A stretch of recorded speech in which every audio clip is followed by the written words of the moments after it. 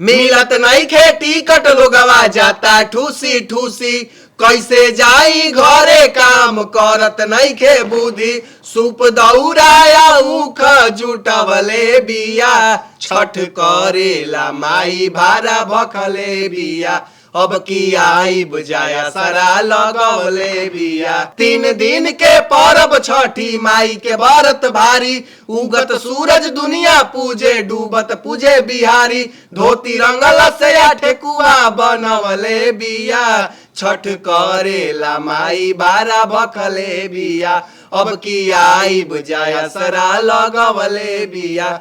छठ पर्व का त्योहार हो और एक बिहारी बिहार से बाहर हो ये उसके लिए काला पानी से कम सजा नहीं है। मोदी चाचा ये जो छठ है सिर्फ पर्व नहीं हम लोगों के लिए महापर्व है। ये पूरा एकदम हम लोग के रूह से जुड़ा पर्व है। हाँ। तो कम से कम 50 100 200 ट्रेन स्पेशल चलवाइए। हाँ। कि जो बिहारी है भौकू की तरह भर भर के आ रहे हैं इनको थोड़ा राहत मिल अरे जाए। भाई जानते हो जो ट्रेन में आ रहे हैं उन लोग को देख जानते हो क्या लगता है कि मुर्गी फार्म का पिकअप है उसमें मुर्गी ठूस ठूस के जा रही। तो ऐसे कैसे होगा ना बताइए? ना देखिए कम से कम देश के कोना कोना में जहाँ जहाँ बिहारी हैं ज्यादा आबादी है वहां से कम स्पेशल ट्रेन चलाइए हर हाँ कहे कि कोनो छोटा मोटा पर्व नहीं है बिहार के लिए बहुत बड़ा हमारे पर्व लिए है। यही सब पर्व है। हाँ। हाँ। तो कम से कम स्पेशल ट्रेन बड़ा बड़ा जगह से चलना चाहिए। हाँ, ताकि आपके जितने बिहारी हैं उनको कोई कष्ट ना हो आराम से आए अपना पर्व मनाएं और फिर अपने काम पे चले जाएं। हाँ। ताकि आप थोड़ा ध्यान में रखिएगा चुनाव नजदीक है